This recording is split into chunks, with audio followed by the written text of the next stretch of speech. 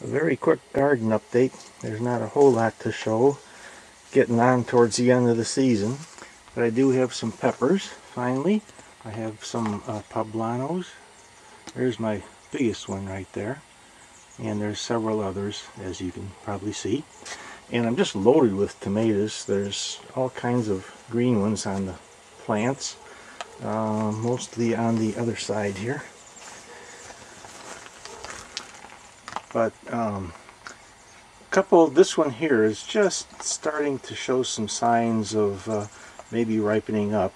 So I'm ever hopeful. This is the Buckbee's new, and you can see the bottom is just starting to yellow up a little bit.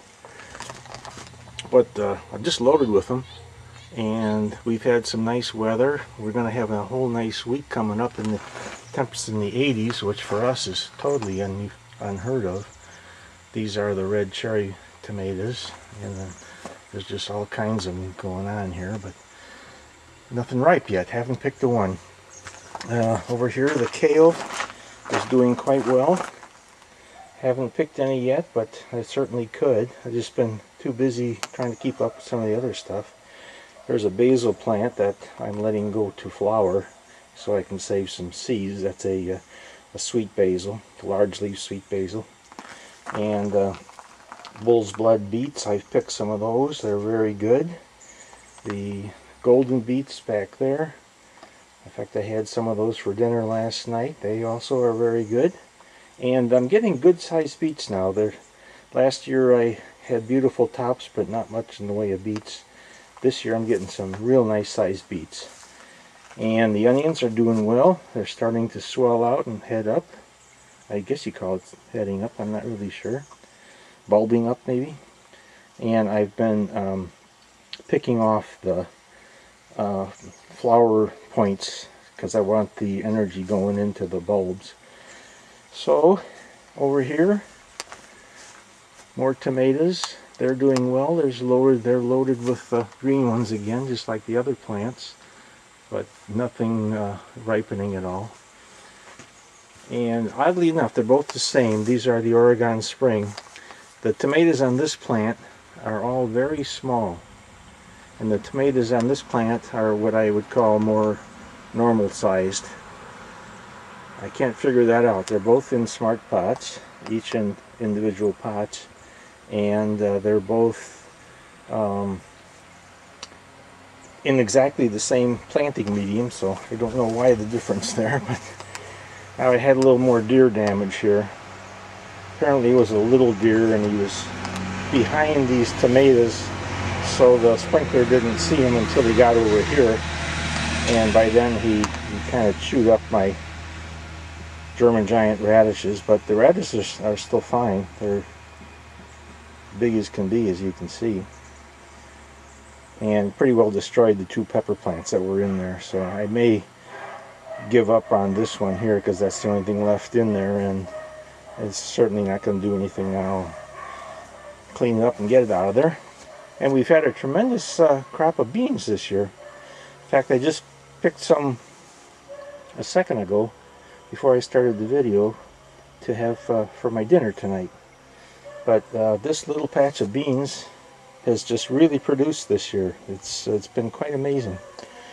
But that's about it for the outside, and I'd like to take you inside to show you what's going on with the hydroponics, although there's not a whole lot there either.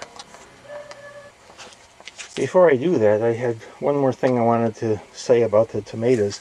Now last year I lost my entire tomato crop to the blight. So this year I'm trying a couple of things. First of all, I've trimmed all the lower leaves off. So it's pretty well opened up at the bottom to allow for circulation. Then I'm using two other products. This one here is Actino Iron, and that goes in the soil. These are both organic products, and this is actinovate, and that I mix with water and spray on the leaves and stems. I've been spraying real heavy on the bottom and just kind of lightly on the rest of the plant, and I'm hoping to stave off the blight this year because it just wiped me out completely. I didn't get a single tomato, although there were some ripe ones on the vines when it hit. But once it starts, it goes fast. And another thing I'm doing is I cut off all the growing tips so that I'm trying to force the plant to put its energy into the ripening of the tomatoes instead of making more plant and more flowers. And inside in the hydroponic units, as you can see, my little pathetic chili plant has turned into a monster. And look at all flowers on there. And there's also plenty of chilies coming along. And I'm finding not only is the plant probably twice as big as the one I had in the pot, but also the chilies that are coming off it tend to be larger. The other ones were maybe inch and a half. These are easily 2 inches or more. So that's kind of interesting how that difference in the hydroponics versus potted soil. And over here, my pathetic little tomato plant, I restarted it because the taller one had that, whatever it is, that where the leaves were drying up and falling off. And this one has it too, but not quite as bad.